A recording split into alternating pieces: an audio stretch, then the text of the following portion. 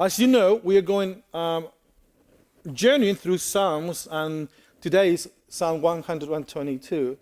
And again, I want you to picture this. These Psalms are like when you go on a trip and you sing songs together, okay?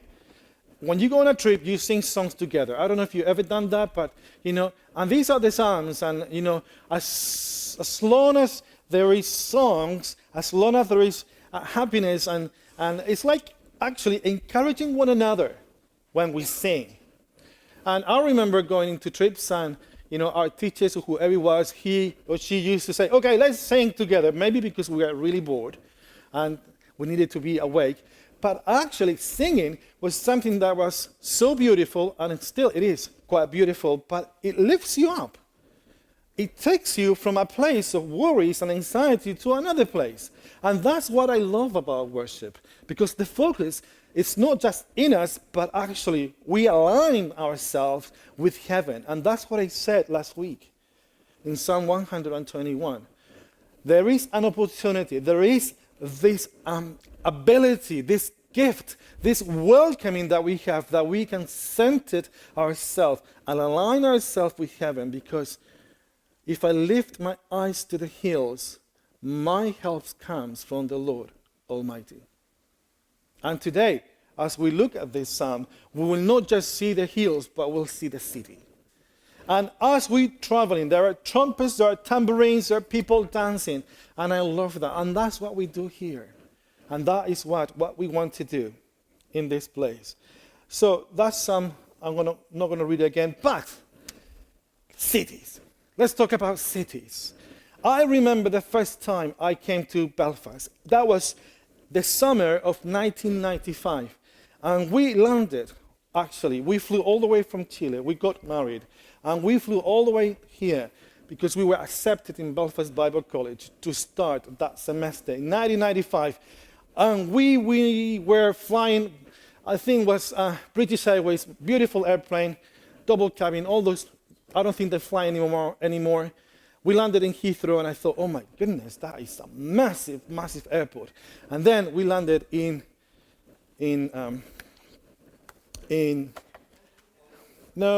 there were cabins. Belfast City. Do you remember the cabins? It was like from there to there. It's like cabins? It was containers. I think it was a couple of containers. I remember 1995. It was like we arrived, London, Heathrow, everybody. Then we came here. It says, is this it? Is this the entrance to Northern Ireland? This is what I'm looking forward to. Cabins, and portable cabins. Do you remember those days? I remember going through those halls, or, I don't know what it is, but you walk, and it was very dark. The carpet, I think, was green. I still remember that. The carpet, I think, was green. But I thought, oh my word, this is scary. But city, look at the city now. There is something beautiful about our city. And there is something beautiful about the buildings of our city. I'm not an architect. I love designs. One of my best friends is an architect, and we do have a couple of architects here. And it's just beautiful how our city has come up with old and new, and the shapes and everything, and and the details that there are in the architecture, in the design. One of my favorite cities, apart from Belfast, is Madrid. We lived there for many, many years. And you can see the palace, you can see the Plaza de Toros, which is down there. Beautiful building. And then you see Gran Via, which is where we used to live when we were there. Beautiful buildings again, and Plaza España, which is at the center of Madrid. If you've ever been to Madrid, I recommend to you, because it's beautiful, beautiful place. And every time I went there, I thought, oh my goodness, I'm standing here looking at the buildings and thinking, somebody thought about this. There was some, beautiful mind that conceived that idea, put it into paper, and suddenly it was created. And it's beautiful for us to see. There is something about city. But city is not just made of buildings, isn't it? Cities are made of people. People are made of colors, diversity, the smell of the city. Have you ever smell a city? Have you? You go and then you go back and you think, I arrived. You know, it's like the smell of it is completely different to the smell of your hometown. But what is it? What is so powerful about the city? And here I think we come to Psalm 122 and we are blessed, actually, blessed to hear. Let us read this again. It says, I rejoice with those who said to me, let us go to the house of the Lord. Our feet are standing in your gates. And it's like, welcome, welcome to the city. This is where I'm pointing you. This is where the signposts are pointing towards to. Welcome, welcome to Jerusalem. And as the people of God, they were journeying together, singing songs. And they saw a sign, not that sign, but you know what I mean, and just to illustrate this. They saw a sign saying, Jerusalem is coming. And you can hear the voices, you can hear the sound, you can hear the bustling of the city. And it's amazing. Have you ever been lost in a city? Come on, confession time, right? Ever been lost? Have you ever blamed your wife or your husband for being lost? Yes? Yeah, come on. Let's be honest. Let's be honest. Time to say sorry, right? Time for forgiveness. You know, you should have turned there. No, I know how to read maps. No, the turn was there. Can you turn around? You can't because you have to go all the way and then come back again. And then you get lost again because you go in the opposite direction. Anyway, signs are important. Signs are important. And here we have in these Psalms beautiful signs that will point you to the real thing. And the real thing is the house of the Lord. But a little bit of that in a minute. Jerusalem. Look at what it says. It says, I rejoice with those who said to me. With those who said to me. This is corporate. This is togetherness. This is us together. This is you and me together saying, come on, let's go. Let's go to Jerusalem. Let's go together. It's going to be wonderful. It's going to be great. Let us rejoice. Let us go to the house of the Lord because we are standing on the gates of Jerusalem. And what a sight that must be to stand. Some of you have been there, to stand at the gates of Jerusalem. Just imagine this. You're journeying together. Your life has been a journey through highs and lows. And suddenly you're stepping into a place, into a city, and you see the gates. I don't know, but it is like a beautiful, beautiful invitation for all of us to enter through. I wonder what things are hidden. I wonder what things I can find through those gates. That excites me. That is like, oh, I want to go there. I want to see. I want to experience. I want to smell it. I want to touch people. I want to explore the city. And this is what is here. Let us rejoice with those who said to me, let us go to the house of the Lord. Our feet are standing in your gates. And this is amazing. And then in verses 3 to 4, to 5, it says this. Jerusalem is built like a city that is closely compacted together. That is where the tribes goes up, the tribes of the Lord, to praise the name of the Lord according to the statute given to Israel. There stand the thrones of judgment, the thrones of the house of David. You see, the psalmist is saying, oh, wait, I'm so excited. I can't wait, because there, in that place, not only I find security in the city, not only I'm secured, right? Actually, friends, together as we journey, we are going to be saved. We are going to come to a place of rest. We are going to be saved. No more enemies, no more high hills. Now, we're going to be safe because the walls are strong. We are going to be protected. Not only that, the walls are strong, but also there's worship. There's going to be worship. If you were singing here through the journey, right now you will be singing even more. Last week I said worship is the most important thing that we do on Sunday, apart from, with the Word of God, obviously, but it is training for our future. Actually, you and I, we have a destiny. We have a destiny, and that destiny will be heaven. And in heaven, there's 24/7 worship. So don't get tired here of worshiping because you will do it all the time. All the time. And it's going to be so so amazing to stand in the presence of the Lord, to hear the trumpet sound or the shofar sound, to hear the tambourines, to hear people singing from all over the world with different accents like the one I have now. It's going to be so beautiful when we get there. And what we do here is just training. We are getting better at it.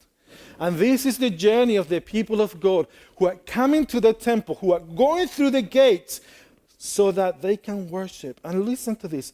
Jerusalem is built like a city, closely compacted together. That is where the tribes goes up, the tribes of the Lord, to praise the name of the Lord according to the statute given to Israel. They are singing the words of God. They are proclaiming the word of God through the sounds of music, through the sound of their own voices. They are proclaiming the statutes, the law of the Lord. And that is beautiful. And that is what is there. But not only that. They go through the gates. The walls are strong. There is security in the city. They know that they are going to go to a place of worship, but also a place of power. Of power. And this is what it says here. There the thrones of judgment stand, the thrones of the house of David. And that's and apparently that is a picture of David's palace. Think about this. We are coming through the gates. You realize that the walls are thick. And then you hear the trumpets. You hear the bustling of noise as people are welcoming you, as worship is taking place. And now you're coming to the presence. You're coming to the seat of power. Power. Because the throne of David represents the throne of God. It's coming to a place of dominion, power. It is like people coming home. People coming home. I wonder about that. I wonder when people come home. I'm astounded here that every Irishman and Irish woman that I know, that everybody comes from anywhere in the world for Christmas. It's something about this culture, isn't it? Christmas, home. Tickets, booked. Christmas, home. There's something beautiful about coming home. This morning, I want you to be sure that your destiny will lead you to coming home. And the way to do that is basically saying yes to Jesus. Yes to the Lord in your heart. We all have a destiny. We all need to come home. I want you to think about that. It is important that you know it. It is important that you believe it. Coming home. And then, lastly, the last 3 verses, you read this. Pray for the peace of Jerusalem. May those who love you be secured. May there be peace within your walls and security within your citadels. For the sake of my family and friends, I will say, peace be within you. For the sake of the house of the Lord our God, I will seek your prosperity. 3 things in here that I would like to ask. What lies ahead for the city and its people? What are they hoping for? What are they to pray? What lies ahead? They are hoping for hope. They're longing for hope. They're desiring hope. Hope is such a strong word, friends. I want you to get this. Hope is not wishful thinking. It is biblical. Hope. Hope in what? Hope in Jesus. Hope upon the truth of the gospel. Hope in the decrees of the Lord. Hope that you will know that within the citadel, that within the city of God, you are secured. Hope that He loves you. Hope that He is for you. Hope We need to grasp it. We need to take it. We need to believe it. Hope is the bridge that takes us from despair to belief and faith in God. We need to be the people of hope. Hope also, but hope that is based upon, hope that is secured upon peace. It is so beautiful. And in fact, this is why I wanted to share with you, with the kids today. Because when you hear that horn blown and the sound of it, it is the sound not just of the people together, coming together, but it's the sound that the decrees of the Lord are coming to pass. And those decrees have a word. And that word is peace. Let us hear. May there be peace within your walls and security within your citadels. For the sake of my family and friends, I say, peace be within you. Peace be within you. That's interesting, isn't it? That the psalmist is saying, not just peace from war, but peace be within you. There's another person who came to the city. There's another person who traveled to get to the city. And this person is Jesus. There was another traveler who came years later. And that was Jesus. And when he came to the city, he said this. I'm going to read from Luke chapter 9. It says this. As he approached Jerusalem and saw the city, he wept.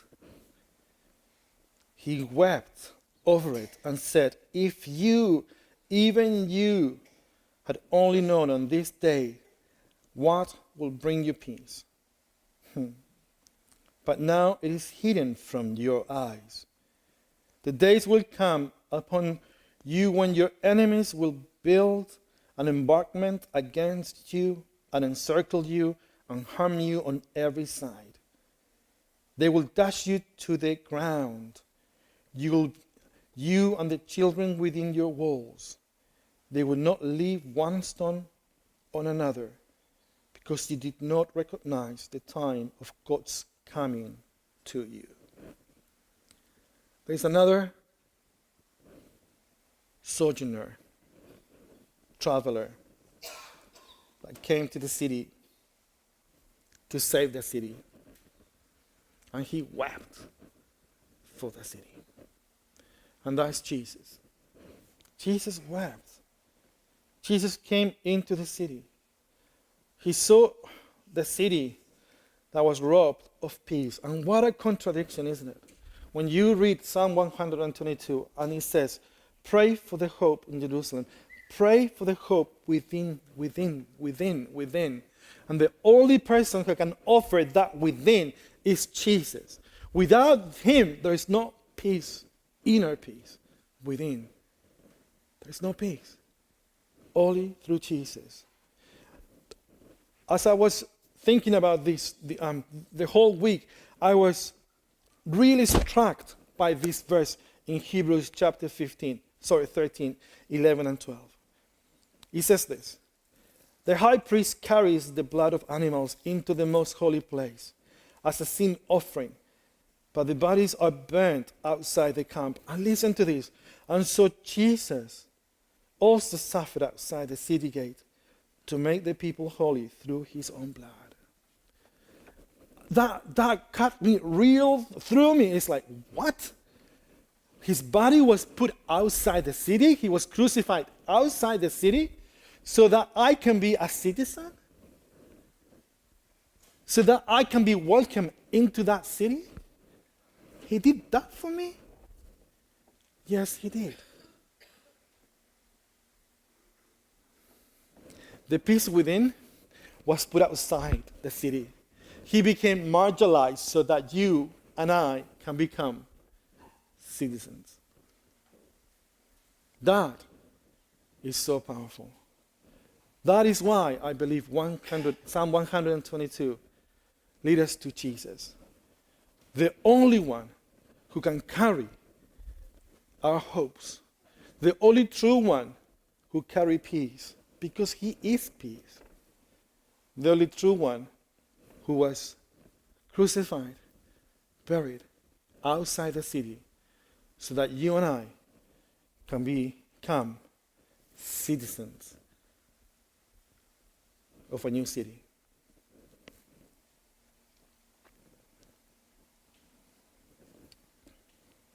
That new city is Jerusalem. You find that in Revelation, where men and women from all sizes, colors, tribes, languages will come and bow down before the throne of God. That is our destiny. That is our journey. And it starts with worship. It begins with singing and will end forever with singing. So it doesn't matter how good singer you are. It doesn't matter if you sing out of tune or no, with not tune at all.